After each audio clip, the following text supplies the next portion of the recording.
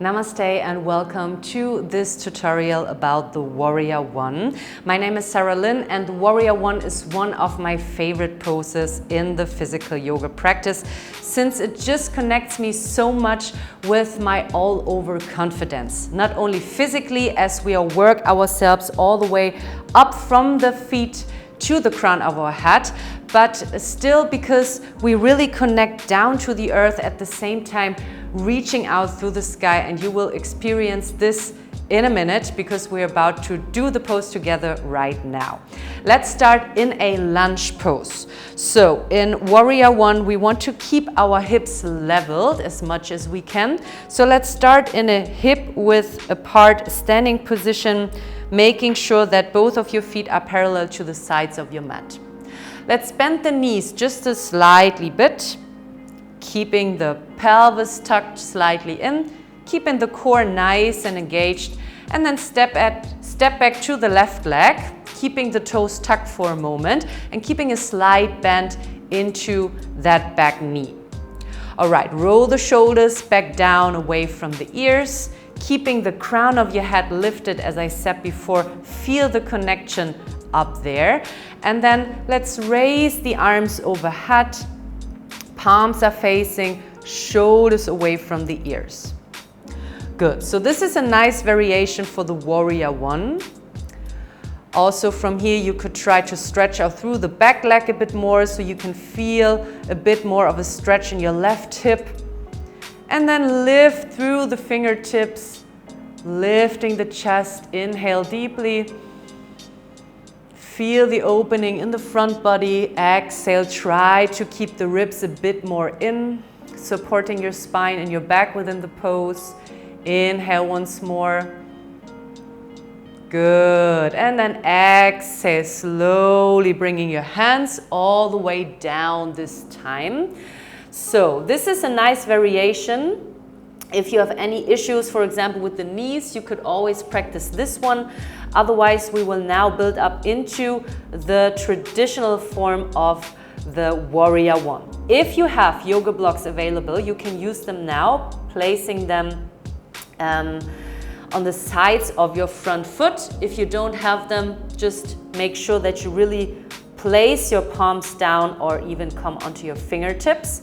And then let's stretch out through the front leg, lifting the toes and try to bring the hips back in one line. So slightly bringing the front butt cheek a bit further to the back. Okay, let's stay here for one big breath, rolling the shoulders away from the ears, lifting the chest, inhale. Nice. Exhale, slowly bend through your front leg, keeping a right angle, so knee on top of the ankle. And then step your back foot slightly to the left side of your mat. This time we want to twist that back foot out, more or less into a 45-degree angle. Really make sure that you push down into that back heel and feel the connection to the outer edge of your back foot. Engaging the inner arch of that back foot so that you don't bend your back knee anymore, but keep the whole back leg active.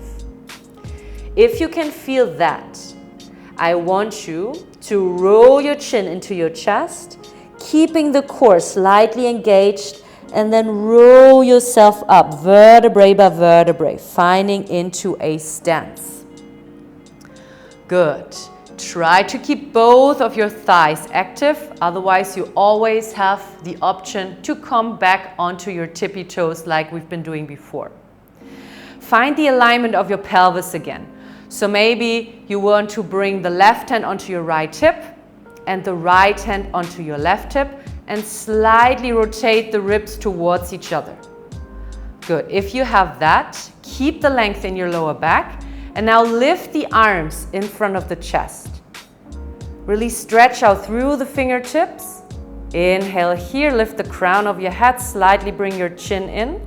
And then exhale, bring your shoulders back towards the spine. Good, do that one more time. Inhale, stretching out through the arms. keeping the legs as they are. Exhale to really suck the shoulder blades back.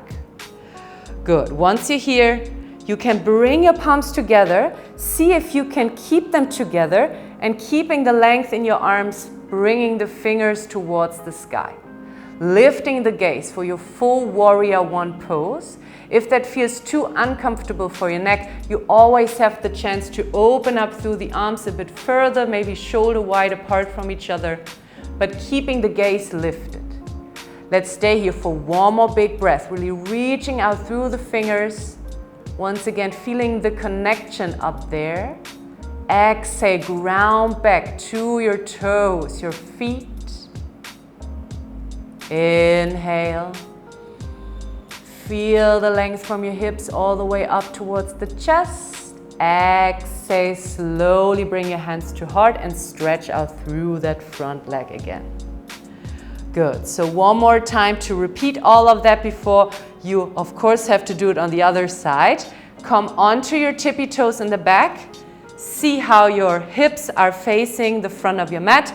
Bend through the front leg. So this is the variation, keeping the toes tucked in your high lunge. Otherwise, we bring the hands down, pulling the front toes up. Try to really ground through the back leg, the back heel, and then bend the front leg, push into both of your feet, and roll yourself up into your warrior one.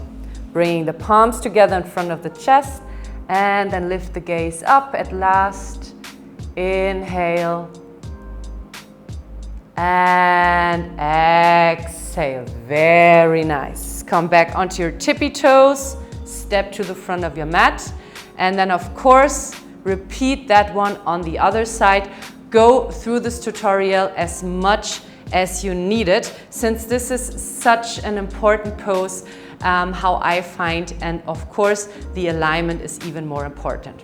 So, see you on the mat very soon. And for now, thank you. Much fun with practicing. Namaste.